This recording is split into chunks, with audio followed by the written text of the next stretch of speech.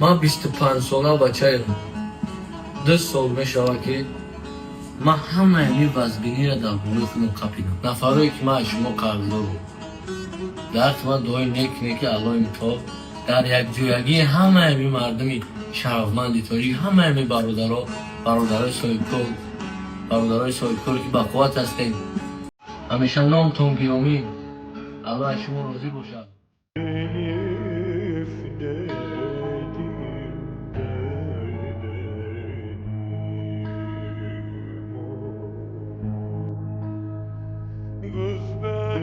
میگه در درگاه خلق بندگی ما را کشت، از بحر دنون دوندگی ما را کشت. گهمینتی روزگار گهمینتی خلق، ای مرد بیا که زندگی ما را کشت. برادر عزیز من، با کمال احترام و صمیمیت بی‌اندازه، من علیزاده ظفر رستم زاده و استقامت کننده شهر دوشنبه. برادر عزیز من، طولی 2 سال میشه که در دبی فعالیت میکنیم، ماشین اکسپورت میکنیم طرفی تاجیکستان. به همگی معلومه بسیار برادرها را ما صاحب ماشین کردگی، بسیار برادرها را مایمون راضی شدگی، در همون قدر رسیدگی و بعضی حالات چی مبینه که ما کم ترک در همین بیزنس ما شکست خوردیم. همنشینای خوب نیافتم در زندگی، برادرای خوب نیافتم در زندگی. برادرام سنگم زدن، برادرات پستوام کردن، برادرات در موبایل را پرت افتادن و خودشون ایدو تماشا کردن. و من شکرانه میکنم به پروردگار به هر یک دردی که باور من داد، به هر یک مصیبتی که به سر ما آورد، من الله تعالی شکرانه میکنم، چون که باری بندش نیست. الله خداوند میگه کدام وقت عزت بخورم میتونم، کدام وقت بخورم میگه.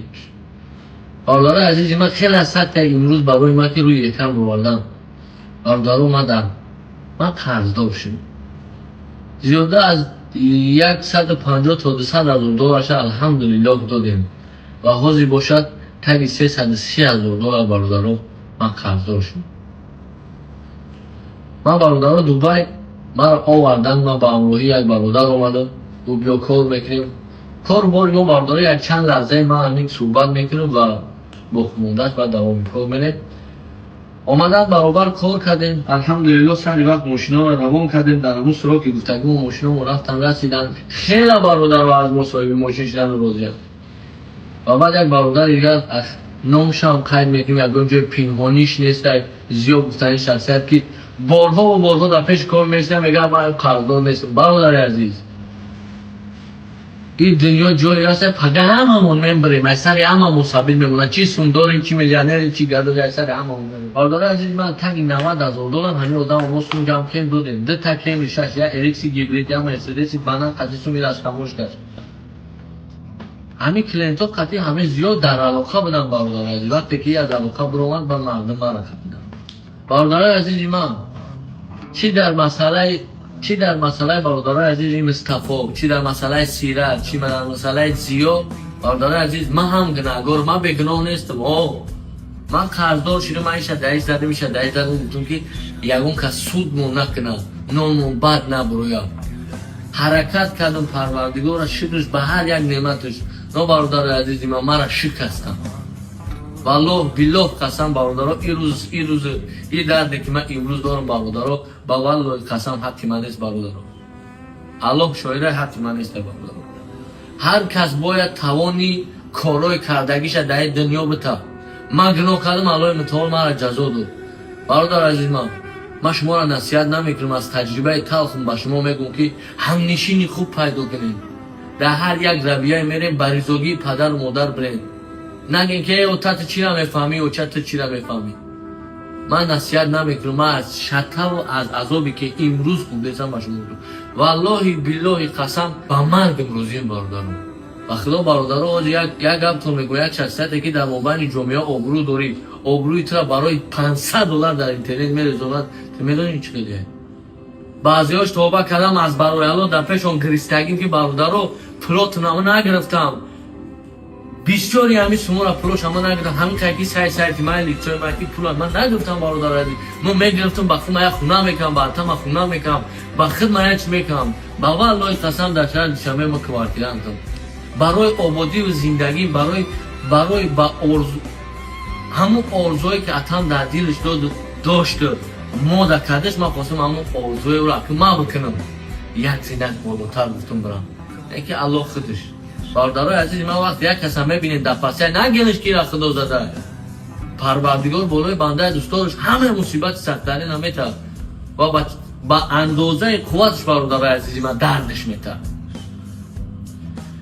حمدی به هم اون خدای پاک رو میگه از به ادبان کنار بودن ادب است، از اهل ادب سخن شنیدن ادب است.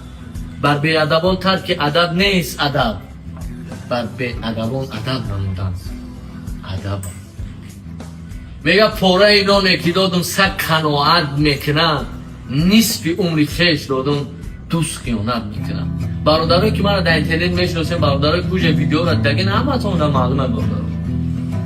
همینجا حاضر گناهگار اساسا مایم سایت مایم حاضر یگان تایو یگان دیرمی ندارن که من را یاردم کنن و من نمیخوام برادرای عزیز من صورتهای او را برورم، او را یگان شم ما که پس دادم برادران ما که دانش کردم. من میدونم برادرایی که قطعی یعنی آدمو شناسن خیلی چون میدونن کی کیه کی چیه.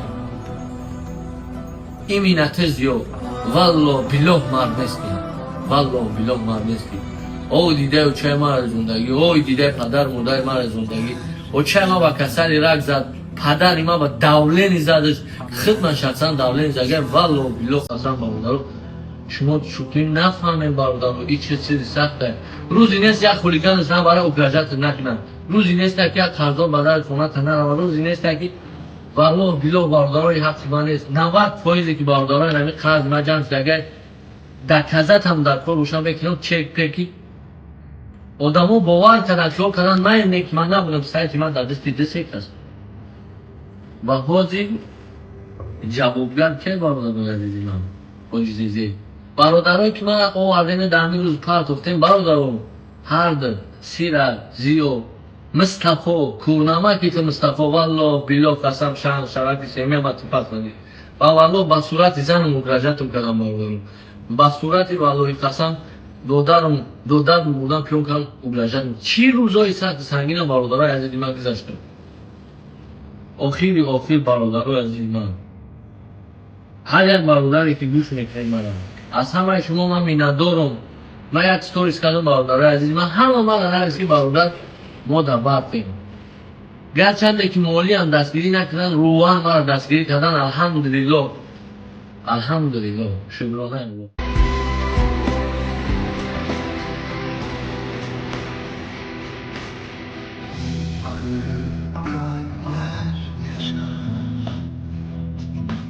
برادرای عزیز من تقریبا با مبلغ 330,000 دلار قرض شدیم.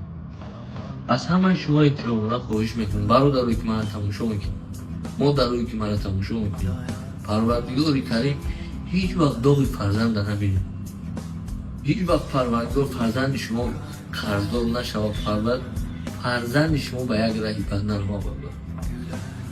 با مبلغ 330,000 دلار برادران قرضدارم امروز روی اکرام آمدم است. هر یک تا شما ما خواهش میکنم برادرای عزیز من که در همین وضعیت سخت مرا دستگیری کنید.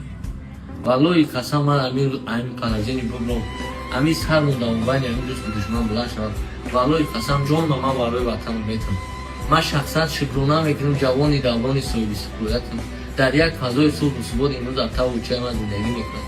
شکرانه میکنم که الحمدلله یک سرور داریم که همه وقت تاکید میکنه جوانا را که جوانا شما آینده ساز ملتین، پایه استقلالیت دولتی جمهوری توزان در دست ما جواناه. والله قسم یک جوانی که در یک مشکلی میزنن سنگش نزنید ببرارین جوان دل شکسته نکنید.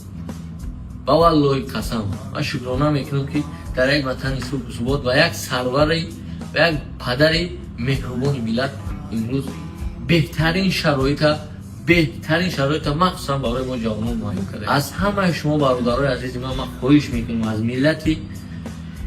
از ملت سروران توجیه ما خواهش میکنم برادرای عزیز من، مادرای عزیز، خواهرای عزیز، من در همین روزی پس دادم من دست کنم اکوهایی که